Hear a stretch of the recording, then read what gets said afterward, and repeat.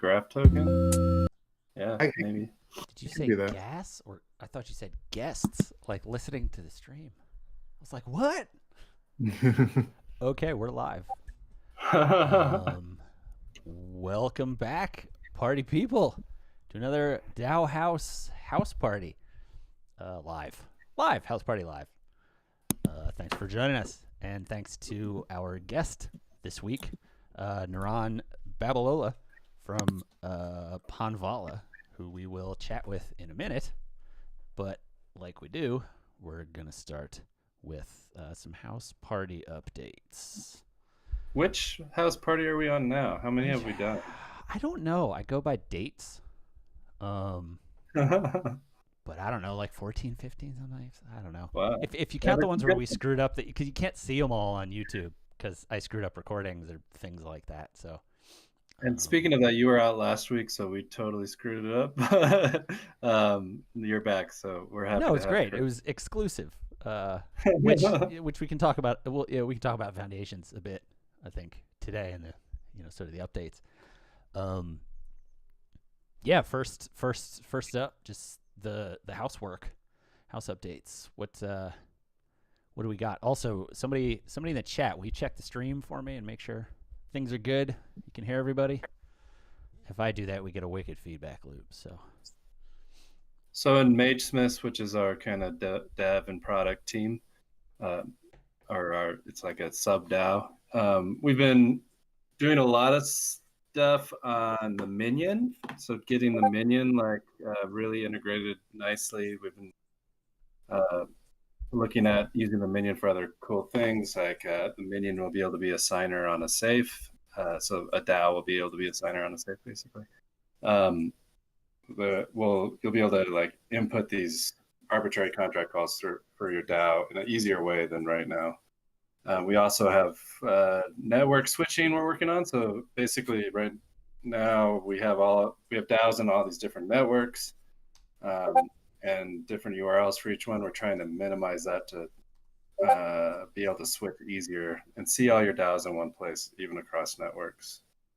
The theme kind of stuff, been doing some cool stuff there. So everyone's going to be able to have customizable themes and individual themes or DAO themes, and just trying to make the experience just of this kind of potentially really boring stuff around governance a little more fun. So we got a lot of cool stuff going there. Do you want to talk about the NFT side of the theme stuff at all, or is that part still is that too much alpha? Oh, no, not necessarily. Too leaky. No, it'll be a cool aspect of themes of it basically being NFTs, but we're still working on that. So, but imagine having your people theme to flex on calls like this. Yeah, I think. Well, the quick version of the feature we're talking about is ultimately tying themes, whether they're held by a DAO or by like you individually, to an NFT that you can carry around in your wallet. So you can imagine that would open up some pretty cool possibilities, like getting limited edition themes from reputable artists or something, and being able to take them from platform to platform, which is not really how themes work currently. You just kind of go a place and it has a theme. Yeah, so and your experience can be a little more customized to you, and maybe it's like because you're a special role in the DAO, you have a different theme, or there could be a lot of different things there. Awesome. Yeah, and related to that, we got some. We'll talk about it a little bit when we get to Rangers, but otherwise, anything cool to call out with Paladins or Alchemists? We're still working on the tokenomics stuff, to be sure. I don't know if we have much to say about that yet, though, publicly. No, yeah, that'll come out soon enough. But tokens everywhere. But, if you got an idea for a DAO, go start that DAO. You won't be sorry. I think it's safe to say. Yep, and if you need to get off the ground, hit us up, because really we want to help people get all these first steps. The 4 easy steps to starting your own digital community. And that even gives me like a pro grade. Well, that gives me a pro grade segue to 2 different things. You just referenced a post that I wrote last week for the Rangers. Went up this Monday, but yeah, it's just kind of some of our thoughts on what it takes to put together a good killer digital community. I think some of it is some of the steps are a little counterintuitive, I think, but check out the post. I'll put a link in the show notes.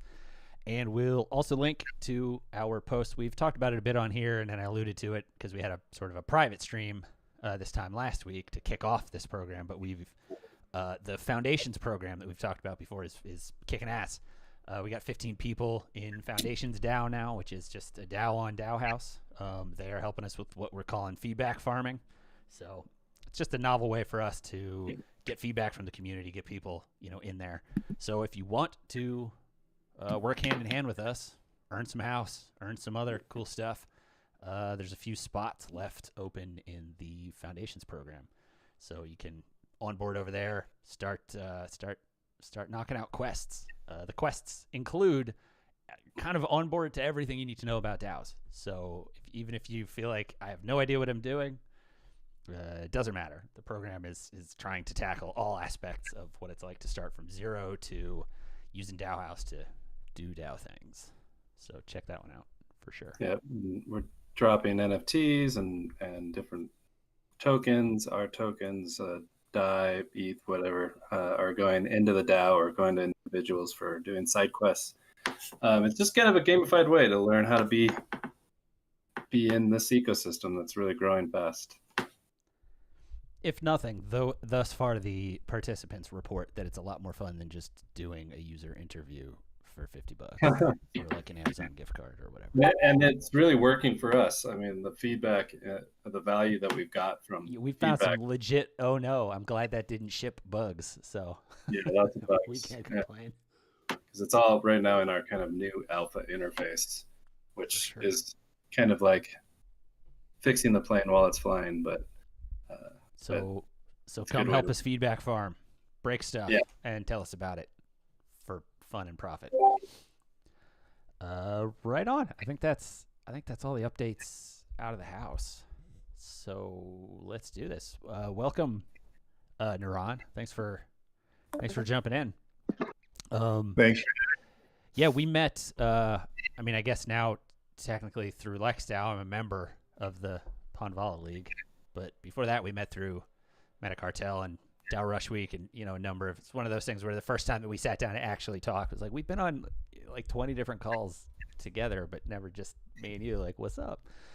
Yeah, you want to tell us just a little bit about your background and how you kind of got to Panvala eventually? Sure. So basically my crypto story starts in early 2015, I guess, or my Ethereum story. I came across Augur, a decentralized prediction market platform. I was already interested in prediction markets, but I didn't get Ethereum. Like I thought it was just some scam coin where they put a programming language in their money to make it worth more. Turns out to be a very good idea, but I thought it was a scam coin. But Augur is what made it click for me when I started contributing code. So once I understood what Ethereum could do, I kind of quit my job, tried to find a place to work on Ethereum full time, and found Consensus. Worked on a couple different projects there. Founded Panvala in particular in 2018 at Consensus. Built up the system with a team, launched it on mainnet in August of 2019, and it's been operating on mainnet ever since. The general idea is we're trying to match donations from communities in the Panvala League. If you're familiar with all the protocol treasuries in the crypto ecosystem, Panvala is kind of like that, except it's a treasury that communities can share. Instead of having a treasury for one purpose, it's a treasury that any community can tap into. In real world terms, you can think of it as a community managed treasury, a community managed endowment rather, like a university endowment where the community of alumni and students manage the endowment, fund education, research, life on campus. And everybody's familiar with that vibrant college life that exists on campus. It's all funded by a community managed endowment and tuition and all that. But we think that community managed endowments are a very valuable primitive for communities to be able to plug into. It's really cool. Like, so I've probably seen around a few times a week too, in different meetings. But it is kind of cool what you guys are doing, where it's like really like just rewarding people for doing stuff in the space, kind of, and it's just like being part of something bigger. I love how that works. It's really interesting. Yeah, like it's kind of with tokens, it really seems like we have this new mechanism to kind of reward the things that we want to see and find ways to make the rewards pay out at the end of the day. Like you have this token that you make up, you start giving it to people, and it's like, hey guys, we're funding all this community life as this community managed endowment. Let's find a way to make this community managed endowment sustainable by bringing in funds to actually match these things. So you start by just kind of like playing out the game. It's like, hey guys, you're making donations in this currency that we made up, and you're getting matched with this currency that we made up. Now let's find the value to flow into the system to actually close the loop at the end of the day. And I think we are going to close the loop, and I think we're going to end up with this bubble, so to speak, of community life rather than this bubble of private wealth that everybody's familiar with. I think we can get a bubble of community wealth that'll feel pretty good. Ooh, yeah, I like the sound of that. Yeah, what's the kind of mechanic there? Like, how do you find the value, or how does the value increase, or is it just the community? So like the price of the token, like I have no predictions about the price of the token, but generally speaking, like the value in Panvala is in the communities that decide to work together and to stick together over time as we try to build up this community managed endowment that we can all share. So it's really like the amount of matching that can come through the system is based on like how much people want to work with the communities that are already there. Over time, you could think of it similar to the way sports leagues work. So like an individual sports team can get corporate sponsorships. You see the individual sponsorships on each jersey maybe, but then the league as a whole gets like giant, massive sponsorships. So if you think about that at a community level, like communities themselves can get corporate sponsorship to fund the work that they're doing. But what we're missing is this fabric for communities to be able to work together and get those kind of subsidies collectively. And I think once we have that sort of thing, we can really elevate community life from being not a sideshow, but maybe being the main event of our society rather than political life or corporate life. I think community life could be front and center. Right. Yeah, that it's like so. I love hearing like the origin stories and like a little more detail of like where, because you've been in crypto for a long time. You were one of the early projects to launch.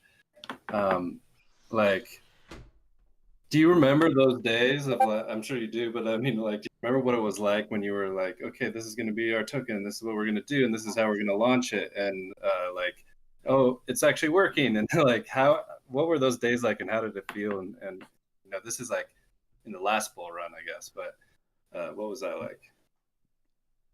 So like from very early on, like the problem that seemed most exciting to me to solve in crypto is like how to coordinate the provision of public goods. If you have this new toolkit for organizing people, like to me, the most important thing to do is figure out how to do the things we all share. And the main way we do those things today is government.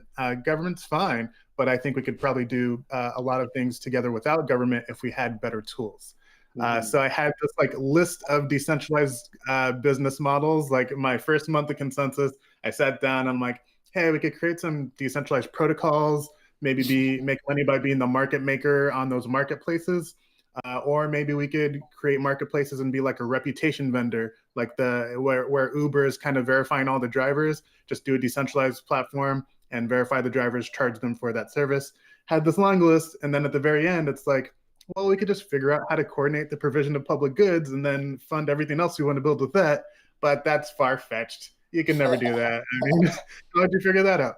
But I could never get the idea out of my head. So I kept on building these prototypes for decentralized nonprofits. Panvala is actually the third in that series. There was a consensus company retreat in 2018 where we played basically a prototype of Panvala as like a physical game. We didn't have smart contracts to enforce the rules, so we had a Right. game master. It was me. We didn't have an ERC20 token to be the currency, so we had poker chips, and we basically played this game. And it felt right. Like it worked in a way that like kind of like my hypotheses for how it would play out, it kind of worked. People did donate. People did buy the tokens off the open market in the hallways of the resort we were at and donate them back into the system. It felt like something clicked. So I spent more time designing the system, spent time building up a team of people who could actually build these smart contracts, the user interface, all that jazz. And then like came together to launch it in August. In terms of like what it felt like for it to feel like it was actually working, to me, it never hits that point for me. Like, because there's always more and more evidence that it's working, right? But for me, it's never enough. Because like early on, we started taking in donations from people and showing people, hey, it's matching people's donations at this multiplier. See, look, it's obviously working. And to me, that was evidence that it was working, but not enough. Then we started doing donation matching on Gitcoin, and I'm like, hey, look, we did this matching, and it's matching at 12x. This was in June or so of this year. It's obviously working, but still didn't feel like enough. We started growing the Panvala League. It's like, hey, look, these 5 communities are matching donations in this way. It's working. Still not enough. 10 communities, and now 29 communities. It just never really feels like enough until like people see the full picture of what's really at play. Like again, like we're 29 communities in the Panvala League today, but I think we can be thousands of communities sharing this community managed endowment and elevating community life together. And until that vision is like obvious to every single person when they look at what's happening, it'll never feel like it's working enough for me. Even though like it's obviously working to me, but until it's obvious to everybody, like there's always more ground to cover. Well, and that's the thing about taking on public goods as a, I mean, like fundamentally the model you're deploying, like the problem you're trying to solve is one that is only otherwise generally effectively solved by governments. You know, these trillion-dollar enterprises. And then, you know, there's some nonprofit activity, but like that's a hot mess of its own. But like, you know, my background on this is funny because I spent the last few years in a startup where we were kind of in this public good space, and people would ask, well, what's your total addressable market? And we kind of be like, well, I mean, if we really could nail this problem down, I don't know, $1.5 trillion, and then they laugh at you. You're like, but we're really trying to solve a problem that's otherwise reserved for governments. But on the other side of that, I mentioned the nonprofits. Like, I think it's exciting about crypto in general for me, and it always has been this way. Is, you know, I think there are a lot of places like DeFi where we're watching these tools eat things that you're sort of like, okay, that was always spreadsheets, and now the spreadsheets live in a different place. They're not really solving a problem. I mean, maybe there's some like access and some liquidity stuff that you're solving for, but like in the public goods space, there really is no good solution. Like nonprofits aren't great at it. The government is great compared to not having a government, but there's still a lot of people left out in terms of the goods that are supposed to be, you know, provided there.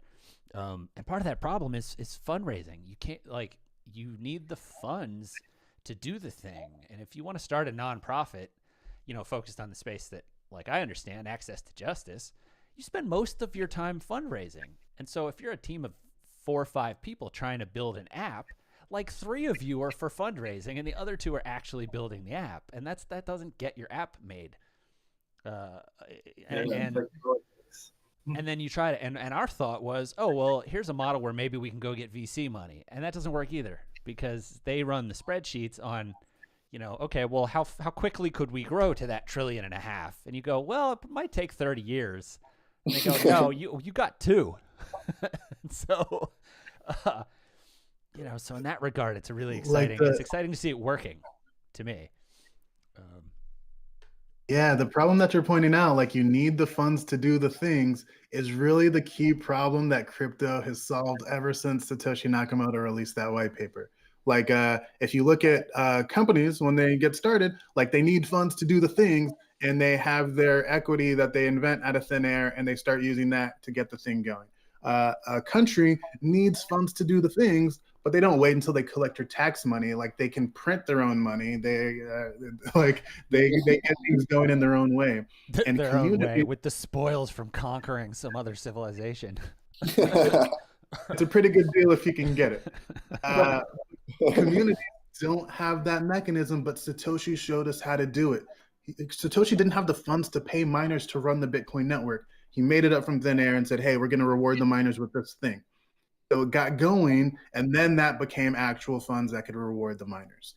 And if communities had access to that same sort of economic tool where they didn't have to have the funds to do the things, because you could get started and just hope it solves itself eventually, then you organize to solve the problem. Self-organization is the solution to so many problems in our society. And when you have this mechanism, this digital scarcity to get people started, people will organize to solve the problem.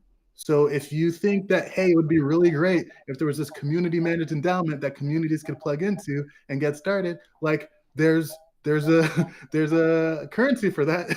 If you want to organize around what we're doing, we're going to find the way to solve it. I am fairly certain that human beings can solve this problem. It's not a technology problem. It's not a problem that I'm going to solve. It's a problem that once we have the story and what this piece of digital scarcity is for, we are going to organize to solve it.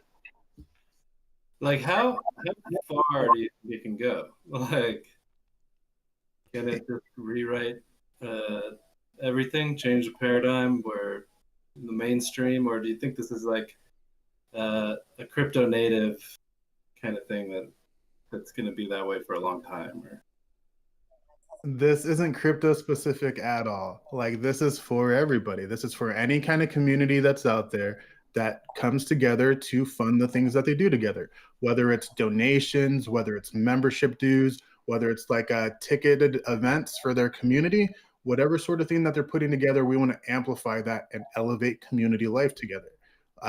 In these days, it's much easier to get crypto communities on board, but we already have communities in the Panvala League that are on the edges of what you would think of as crypto-focused sorts of things. There's communities like Bloom Network that are about regenerative kinds of communities that are trying to solve environmental issues. There's communities that are oriented around art. A lot of them are crypto art, but on the edges of the pure tech part of the crypto ecosystem. And we want to continue to expand. There's a community that's trying to like plug in parent-teacher associations into the Panvala League, and I think that would be pretty cool. There's all kinds of communities that could benefit from this kind of thing and have their the contributions that they make amplified by the staking yield from this system. Speaking of expanding, so you guys are up to 29 communities now. That's pretty awesome, and it seems to be growing faster and faster. So congratulations, that's really cool. Yeah, it's been great to feel it grow. When we went from 5 communities to 10 communities, it was like, oh, it would be great to double it again. And it felt really hard at first, but then there was just a wave of communities that came in and we got up to 29. It would be great to be able to double it again for next quarter. That might be a little ambitious, but we want to continue showing more and more communities what this thing can do, how it works, and how together we can really elevate community life and stop worrying so much about winner-take-all politics, stop worrying so much about quarterly earnings reports, and focus more on the people we choose to work with in our communities. I think that relates to one of the things I was going to say, that like you were one of the first people I bumped into. I guess the way to say it is, in this space, you have a lot of technical teams working on technical projects, and then and they end up thinking like startup teams in that way, right? Can we do an ICO to raise a bunch of money so that we have some runway to build this thing, and then we'll get to the next step, and blah blah blah. And you were kind of the first voice I bumped into who had answers to things that were sort of like, well, actually, here's another way that organizers have been very successful. And then you would talk about like, you gave one really specific example about churches in the South or something like that. And you're just like, here's a way of doing it. I was like, yeah, that actually, like, it was the first place where I really started to think like, oh yeah, there's other versions of community than just like what a community manager gets hired to do for a startup, which is like tweet a lot and get more follows, you know. But like it's a really valuable. I mean, it's both what I think the stuff you're talking about opens up, but then, you know, I'm interested to hear you talk a little bit about that side of things, which just sort of, you know, like MGD is another great example that we've had. Meta Gamma Delta is another great example that we've had on here, where they just sort of organically organized, sort of around their experience in Greek life. You know, there's just so many examples of successful communities on sort of smaller scales, or on scales where we don't think of applying it to building a protocol, because it's traditionally been used for like churches or, like you said, parent-teacher associations, like stuff like that.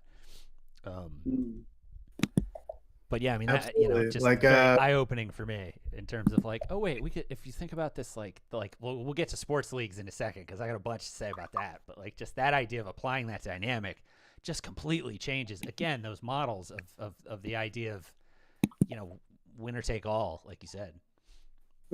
Did you just write baby DAO while you were talking? Oh yeah. That's funny. Yeah, so to me, what's happening in crypto is not really like necessarily not at its core a financial phenomenon, not at its core an economic phenomenon. It's not really a technological movement at all. It's purely a social movement that's happening. I feel like if we could rename the whole space to be civic finance, I think people would get what's happening more clearly. But to me, the new thing is the economic tools that we have, but everything else is old. Like, there's no need to reinvent any wheels. Everybody knows how to solve these problems that are not us.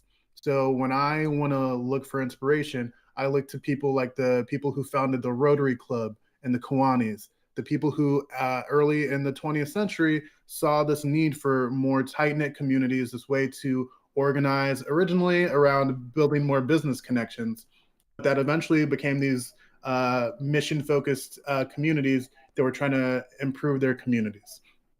Look on communities like sororities and fraternities. I didn't do Greek life in college. I did not get it. But when you look at what they're able to sustain over hundreds of years of vibrant communities that stick together, that come back even a decade, 2 decades later and celebrate with one another, like there's something special there.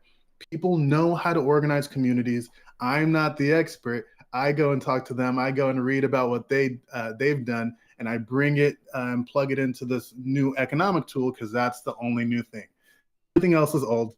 I look to, when it comes to, you mentioned the sports league example, but like when it comes to bringing people together, like sports leagues have a way to do that keeps people happy, where they're competing, but they're cooperating at the same time. That co-opetition that really can amplify what we can do together. That's why I look to sports leagues a lot. I look to universities where they have a vibrant community life. It's kind of the last refuge of vibrant community life. When people think of their college years and how great they were, and some they think of it as, oh, it was great to be young. But to me, it's not that it was great to be young. It's that that's the last oasis of community life that we have. And when we begin to elevate community life with these new economic tools, that will no longer be the case. It'll just be life. It's like, oh yeah, life is great, rather than college life was great. Right. Well, I think the cool thing about the sports analogy, it's interesting, but then maybe people don't realize this because of the way that sports fits into culture. But like, when you talk about winner take all, or like you called it a co-opetition, which I love, as much as every NFL season is about winning the Super Bowl, it's kind of like fake winner take all. I mean, yeah, for your city that year, it's winner take all, and like maybe Tom Brady retires, and so there goes your dynasty. But like, the Patriots aren't going anywhere. You'll have another chance next year. It's kind of like this perpetual hope machine, because it's not really winner take all. In fact, the losers win some stuff because you get better draft picks based on how poorly you play. So like, they have inbuilt, you know, incentive mechanisms to really be bad. And sometimes you can see teams leverage that, where they're like, well, we're not going to win, so let's lose all the rest of the games so we can get the first round draft pick next year. You know, it's the sort of sweet irony of looking at it from that standpoint. But the thing I think is interesting there that, to talk about is part of that is it's a closed system, right? Like that draft system doesn't work in the same way. If you think, okay, well, what if we took that, that, like, let's just take exactly that model and apply it to like Y Combinator classes or something. Like it doesn't work the same way because they roll in a new set of startups every class, every whatever they call them, waves. So there's no brand loyalty, right? And so you don't have the right. same thing where you can say, okay, well, the point is we're going to support all 10 of you for 10 years, and that means that like the losers get to bleed some off of the winners so that we all survive.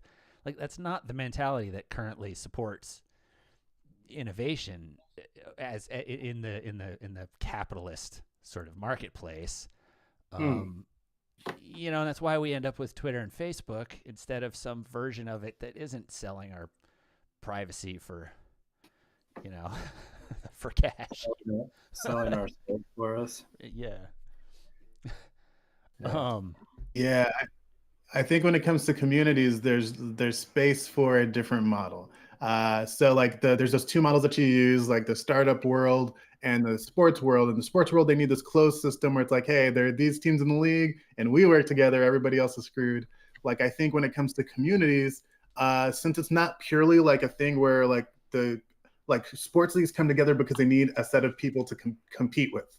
When we're bringing communities together, there's like no inherent competition there in the first place. Like it's really just pure cooperation. The reason that the Panvala League comes together is because, hey, we can do this thing together and it just works better. So I don't think it necessarily has to be a closed system where you have to say, hey, these are the people we exclude. Not that like any kind of community would be in the Panvala League. I don't think we want Al-Qaeda in the Panvala League, but I don't think it has to be necessarily an exclusive thing. Although like that's just a hypothesis. We'll see where it goes. When it comes to the startup world analogy, where it's like, well, we need people to be taking concentrated bets because if everybody benefits, then they're not going to take as huge risks. I think that's another dynamic that we get to shift when it comes to community life. When it comes to community life, it's not about taking big risks. It's about the people that you already care about. And those are things that don't really change that much. Like you might join new communities every once in a while, but it's not like it's not this disruptive sort of scenario. Like it's really you and your people figuring out ways to have fun together. So like I think there's a very different dynamic that's kind of more pro-social, that's more human-centered, that's really going to fit with the kinds of ideas that people have about how the world should work. I think when we focus on community life instead of maximizing profits, then I think there's strategies we can take that really mesh with people better. There's one last sports thing I want to hit, and then I think we can wrap it up by getting back to sort of DAOhaus and community ownership. Does everybody here know what relegation is in like European football leagues? I wish we had this in some American sports.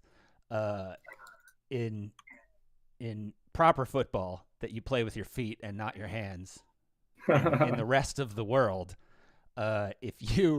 it's like, imagine you have NFL League 1, 2, 3, and 4.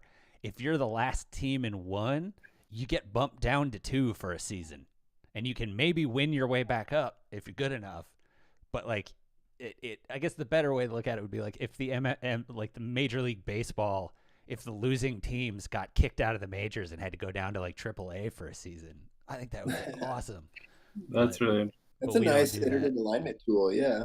That's cool. It's like it just kind of makes sure that the best are at the top, I guess, right? Or that major league is like made up of the best winners or whatever. Well, and the idea is, and there are draft quirks in there as well. I mean, the system works completely differently with like lending players back and forth and stuff. But like, the idea instead is, what if you get to go be top dog in a slightly not as good league instead of getting to be, and so within that league, like, it's going to really impact your bottom line because people will show up to watch you play because you're the best team now. So you get ticket sales and you jersey sales and you make some more money and maybe you can afford a better player. And it just, So that's what I would love to see, some sort of system where there's like rankings and relegation within it, however something like this scales within the communities. That would just be kind of fun. A community reputation system. Yeah.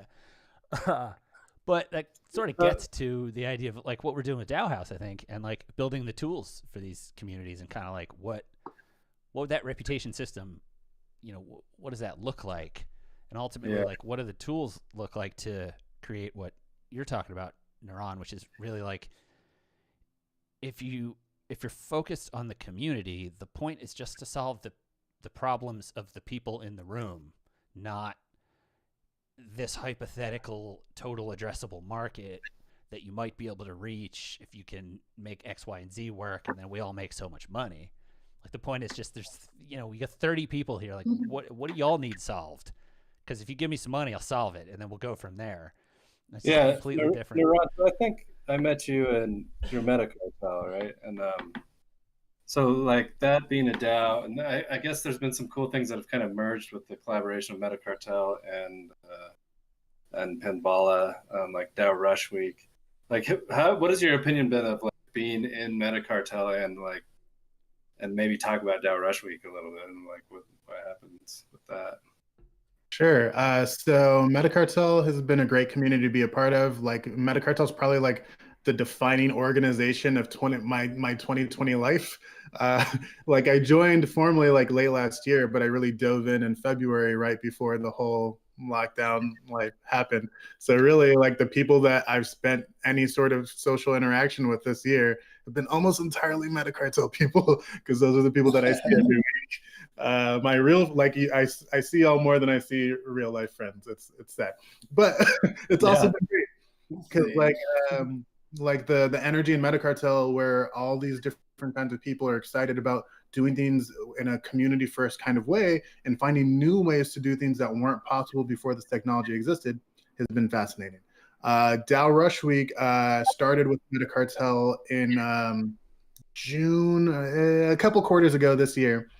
Basically an event where people could kind of see what's going on in DAOs, because a lot of what people had heard was very like financially oriented. It's like making money from investing in a DAO, things like that. And there's nothing wrong with that, but it felt like people weren't seeing the people side of DAOs that I was seeing every week in Metacartel. So being able to bring all the DAOs together to host open houses during a week seemed like a good opportunity to both increase cross-pollination between DAOs, because when you're at DAO hosting an event, you can go to all the others, and also to be a recruiting sort of event for all the DAOs to be able to bring in new people. So it's worked really well. We've had 2 of them so far. The next DAO Rush Week is January 11th through 15th. So if you have a DAO that wants to host an open house, you're totally welcome to do that. And we want to bring everybody who's interested in DAOs to be able to have a week where they can just go to events hosted by all sorts of DAOs throughout the ecosystem, and ideally join some of them so you can experience some of what's going on. Because really, to me, again, crypto is a social phenomenon. What's really happening is community life being transformed by new economic tools and really being elevated to be a more prominent part of our society. So you kind of have to do it to get it. So you should really join some DAOs. Yeah, plus one of that, I was going to piggyback on that too. Yeah, DAO Rush Week is great for that. Like, there's like this chasm between understanding and belief that one must adhere to. And you can read and listen to DAOs as much as you want and whatever, but DAO Rush Week is cool because you get to go and hang with the DAO. There's no opportunity cost. You just jump into a Zoom call or wherever they do it, and you get a little bit of a taste of what it's like to be in that DAO, right? Which is like really, really cool. I'm in a bunch of DAOs, but it's really fun to go into the other DAOs and like see how they do things and just like see their mood and like how are they being, how are they as a community? How do they treat each other? What do they do together? Like, how do they collaborate? What do they collaborate on? Like all those different things. It's like a 30-minute, hour, whatever, and sometimes it's like a game. Each DAO does a different thing. It's like, yeah, super cool. But yeah, to your point, like doing it is the only way to really get to like a belief in any of this. Like we can talk about it endlessly for days, years, and you'll never go from understanding to belief unless you do it. But that and DAO Rush Week is like a super cool way to do it because, yeah, 0 opportunity cost. Well, I guess And minuscule. And I feel like that's one of those things that's it's worth calling out. Like, I mean, you even called it Rush Week, which for people who don't know, it's straight up just how fraternities and sororities work. There's a week you get to go to parties, everyone's nice to you, to get you to join, and then they stop being nice to you. That's a completely different thing. I wasn't in a fraternity, but I did go to all the Rush Week parties because they were fun. But well, same idea. It's just like you can always rage quit. Yeah, true. I mean, you don't get to keep your dues that you've paid for that year, but it is what it is. You do in DAOs. You do in DAOs. We got a question out of the chat, actually. Tay says, where do you think the economic value of a community derives from? So to me, like, if you're trying to, it depends. It depends what kind of community it is.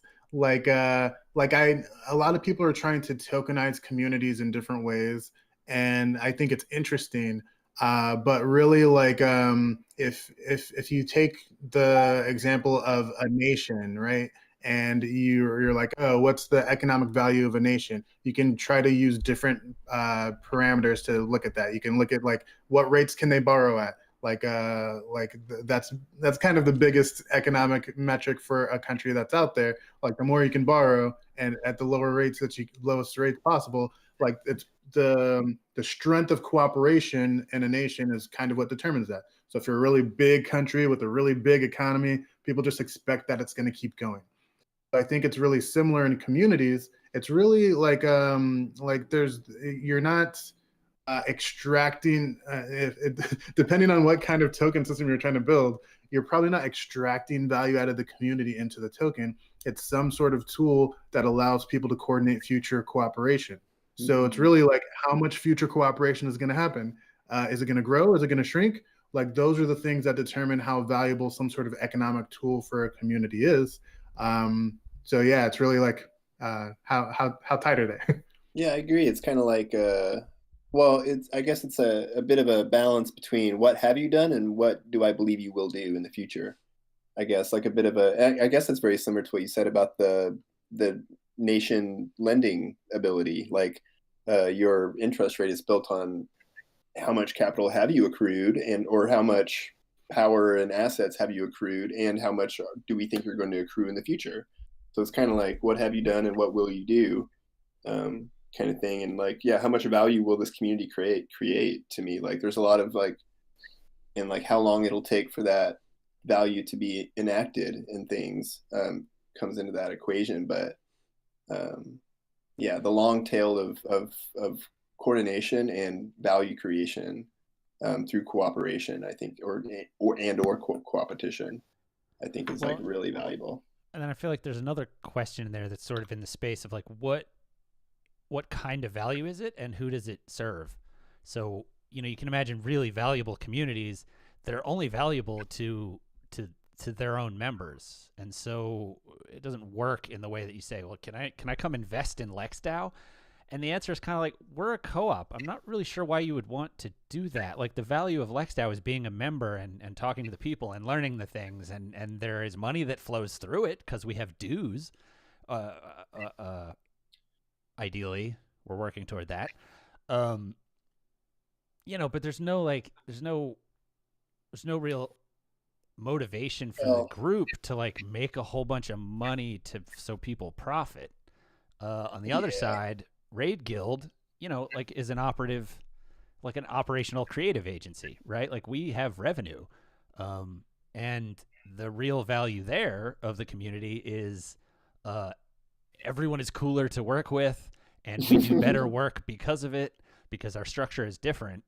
So you look at Raid Guild and you go, okay, maybe there's something you could invest in there, but on some level, the value of the community for something like LexDAO is the community itself, ultimately. Also, I think we have a reasonably hard time trying to quantify that future value, right? I mean, sure. Like even what you just said, like there's no reason to invest in LexDAO or whatever, but like looking far enough ahead, I do see reason to, because I think that you guys are a lot of like really impactful legal thinkers in the space that understand this future that we're building together. And I think that you will create a lot of value on the long tail. Do I think I'm going to be able to quantify that and get value back immediately? Nope. But like, I'm going to divorce myself from that concept and generously give you money because I think that you will create value that will come back to me 5-10 years later by creating a better world together. I think like Dandelion from Source Cred really like drilled that in my head, like optimizing for generosity, which really like taps me into like the long tail of value creation for communities, especially like any kind of cooperative community is going to create a ton of value together. But to your point, for who and when. Right. Well, and that sort of perfectly brings it back around to Panvala and the public good idea, right? Because what you just talked about is more in the idea of like, where's the value? Whether the value is if LexDAO can pull off some of the stuff that we talk about in our meetings, then everyone in the Ethereum ecosystem will get to experience fair dispute resolution.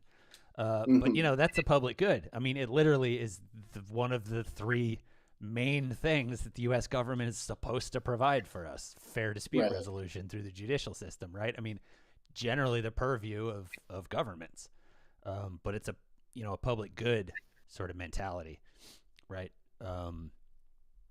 Yeah, public goods are hard to quantify. And that long view is hard to maintain. They come back. Like, it's boring for people to be like, this is a 100-year problem, but we want to tackle it. Can we have some money? They're like, I'm not going to be here in 100 years. That's boring. Right, exactly. Right? Yeah, there's that too. Yeah, I think once we get past the basics of being able to like organize and grow communities that can like scale to a large degree, like I think the next step is figuring out how to enable people to take risks on public goods. And like we already have a lot of patterns, like I don't think we need anything new. But like when you come, like literally in the Constitution of the United States, it's like, hey, to like promote the progress of the arts and science, we need some like intellectual property tools like copyrights and patents. And like we use patents to help people protect inventions, right? We give them a monopoly over something that they invented. You could also have something similar to a patent system that you give out to people when they've done some sort of accomplishment, and find some way to direct value to the people who've earned that public good patent, so to speak, so people can do venture public goods. Like I think that's eventually the model that we end up with, where people can take risks to provide for the public good. Yeah. I mean, there's a bunch of us who want to. So, yeah, the mechanisms. And I guess there's been some of that, like, where does this fall in that path of, like the Badger DAO drop recently, like, dropped to a bunch of metacartel people as well, right? Like, but other people too, but they're very, like, community first, and, like, metacartel's community first, and they were just like, oh, you guys have done some public good stuff. So like, we want to give you voice and here's some tokens, right? Like, so that's kind of like, we did a thing, whatever. Badger was not a thing ever happened, but then we get airdropped later. And that's happened like a few times this year. And I think that's been a really interesting development. I wonder where I think that's on the roadmap or it's like somewhere on that roadmap of trying to figure out how to like these retroactive airdrops, because they can't be like gamed because it's retroactive. I think there's like an interesting thing there, like, to be able to optimize for altruism and generosity, and then being able to like retroactively reward people who do together, I think is really powerful. Yeah, the fact that you can see someone's like activity on chain and what they've actually been doing, and then reward that later for whatever reason. It's like you have their mail address without even knowing them. It's and interesting. And you can distribute value to them whenever you want, which is crazy. Yeah. One of the reasons I'm big on like communities issuing their own awards is because I think awards are a big deal for rewarding both public goods and just community goods. Like in academia, a lot of what you get rewarded for is your past work. Like you did some work, you didn't initially get a lot of like a reward for it, but it's like, oh, okay, now you get tenure or your professorship for your past work. Now you get this Nobel Prize or this MacArthur Genius Grant for your past work. And the more we get better at rewarding people for the things that they've done in the past, especially if we look at what's happening as this trend in community life, we have to build up that muscle to be able to systematically reward people who've done things great in the past. Well, I think, first to start wrapping it up, because we're coming up on the hour, but I think, this is the cool thing about what you're working on with Panvala, which is, we we need projects like that out there doing it, because the system can also still solve for bold-faced capitalism. And like I've said before, there are problems that doesn't solve. And if we want to maintain that streak of generosity, there has to be organization. There should be continued organization around the idea of that tack and the value in that. And right now, it's interesting seeing the protocols do things like the retroactive airdrops, and it'll be interesting over time to see which ones were PR stunts and which ones are truly a belief in giving back to the system that birthed your project. But yeah, I think things like Panvala are critical to pushing that forward and showing everybody the way to do that and the value of that, that kind of stuff. So keep it up. And keep it up. I appreciate it. We're really happy to have you on the Panvala. Yeah, and thank you for joining us for this chat. I guess we have maybe 5 more minutes left if there's any questions out of the chat or anything like that. Or what can we build? Did we do a boost bash? Yeah, we didn't. We were cruising, so I didn't want to cut in with the boost bash, but we can use that for the last 5 minutes. Yeah, Niran, from your perspective for the stuff you're working on, like what, DAOhaus, we're trying to build the coolest, easiest modular platform for Moloch DAOs. What can we build in there that would be helpful for the stuff that you care about in terms of the community and organization, etc.? Great question. So for me, especially as we try to get more normal people on board, more normal communities on board, really just figuring out what's necessary to minimize the interaction with blockchains in general. I know that might be heresy. I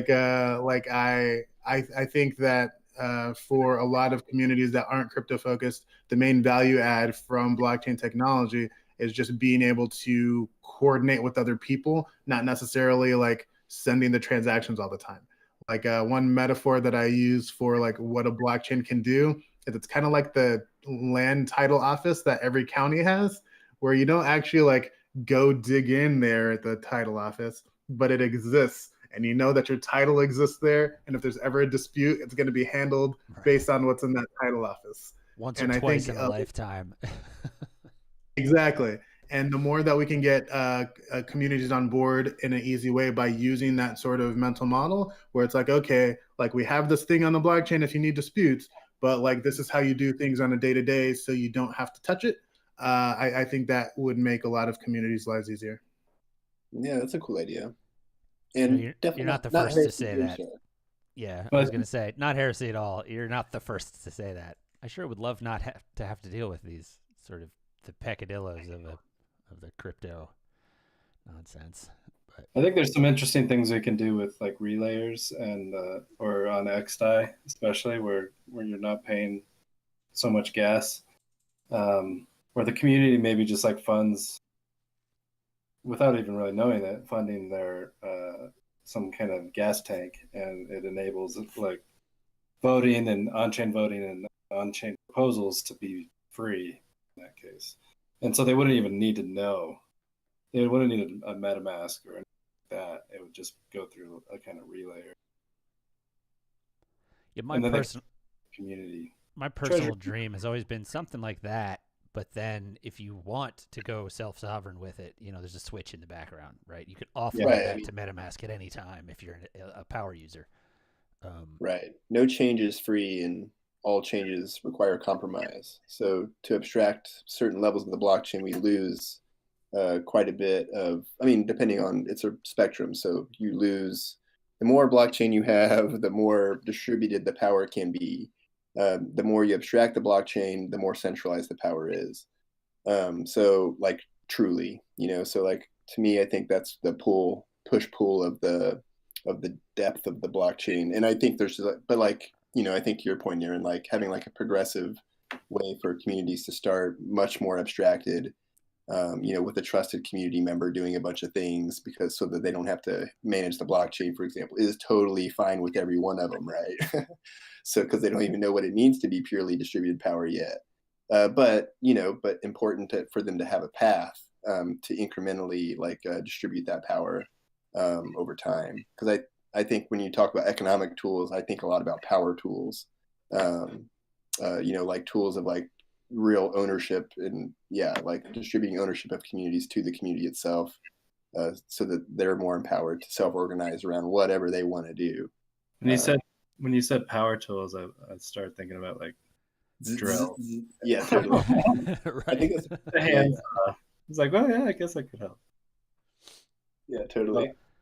So I guess we're out of time, though. Huh? Yeah, that was awesome, though. Thanks, Niran. Yeah, that was great, man.